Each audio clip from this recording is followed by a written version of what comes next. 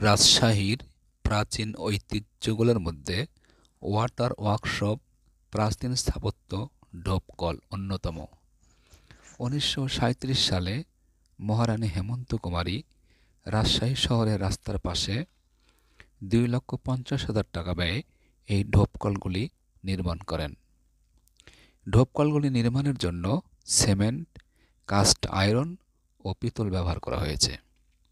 মহারানী হেমন্ত কুমারী জনকল্যাণে গৃহীত পদক্ষেপগুলোর মধ্যে এটি একটি অন্যতম স্থাপত্যকর্ম।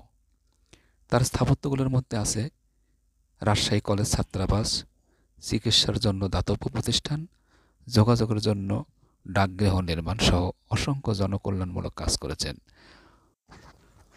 মূলত জনসাধারণের সুপেয় পানির চাহিদা মেটানোর জন্যই রাস্তার মোড়ে মোড়ে এরকম ঢোপ-কলগুলো নির্মাণ করেছিলেন তিনি।